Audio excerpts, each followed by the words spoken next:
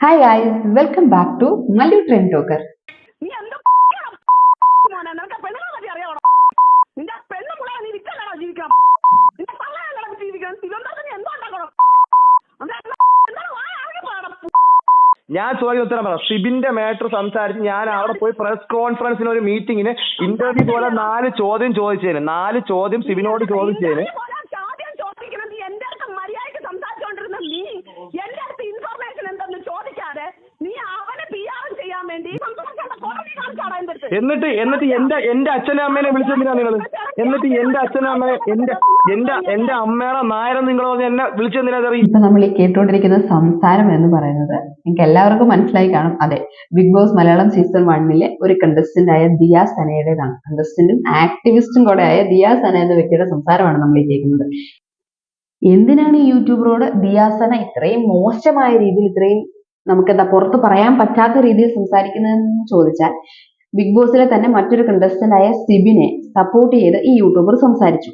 സിബിന്റെ നാട്ടിൽ പോയി നാട്ടുകാരോട് സിബിനെ കുറിച്ചുള്ള അഭിപ്രായങ്ങൾ ചോദിച്ചു. ഒബ്വിയസ്ലി അവരുടെ നാട്ടുകാർ സിബിനെ കുറിച്ച് നല്ലത് പറയുന്നു. അങ്ങനെ നല്ലത് പറഞ്ഞ നാട്ടുകാരുടെ കുറച്ച് ക്ലിപ്പുകൾ ഈ യൂട്യൂബർ യൂട്യൂബിൽ ഇടുന്നു. അല്ലെങ്കിൽ സിബിനെ കുറിച്ച് സിബിന്റെ പ്രസ് മീറ്റിൽ പോയി സംസാരിക്കുന്നു, സിബിനോട് ചോദ്യങ്ങൾ ചോദിക്കുന്നു. അങ്ങനെ സിബിന്റെ മറുപടികൾ അദ്ദേഹത്തിന്റെ യൂട്യൂബ് ചാനലിൽ ഇടുന്നു.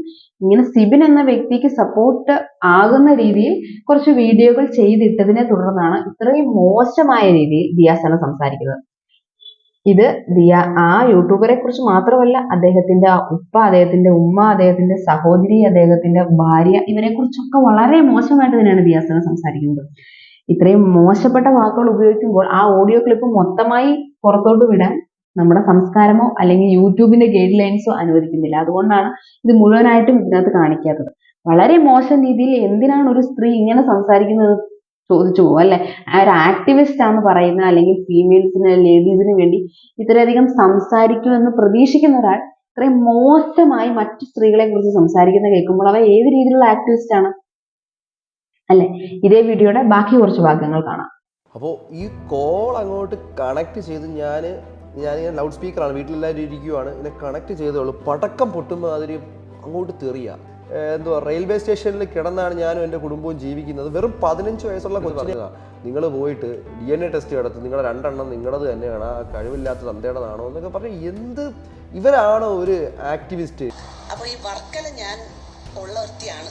അപ്പോൾ മോനെ തെറ്റിപ്പോയി, ചേച്ചിയെ പറ്റിയിട്ടൊന്നും അറിയില്ല, മോനെ അന്വേഷിച്ചില്ല, മോനൊരു വെറും ഈച്ചാളി പയലാണെന്ന് ഞാൻ അന്വേഷിച്ച് പറഞ്ഞായിരുന്നു. സിബിനെ ഞാൻ സപ്പോർട്ട് ചെയ്യുവാണ്. സിബിനെ സപ്പോർട്ട് ചെയ്യുന്ന കുറെ യൂട്യൂബറുടെ വൈഫ് അല്ലെങ്കിൽ യൂട്യൂബറുടെ സഹോദരി, ഉമ്മ, ഇവരൊക്കെ തമ്പാനൂർ റെയിൽവേ സ്റ്റേഷനിൽ പോയി നിങ്ങൾ അവിടെയല്ല ജീവിക്കുന്നത്, നിങ്ങൾ അവിടെ നിന്നല്ലേ ജീവിക്കുന്നത്, ഇതൊക്കെ ഉദ്ദേശിക്കുന്ന അർത്ഥം എന്ന് പറയുന്നത് നമ്മളെല്ലാ മലയാളികളും ചോറ് തന്നെയല്ലേ ഉണ്ടെന്ന്. അപ്പൊ അർത്ഥമൊക്കെ എല്ലാവർക്കും മനസ്സിലാവും അല്ലെ.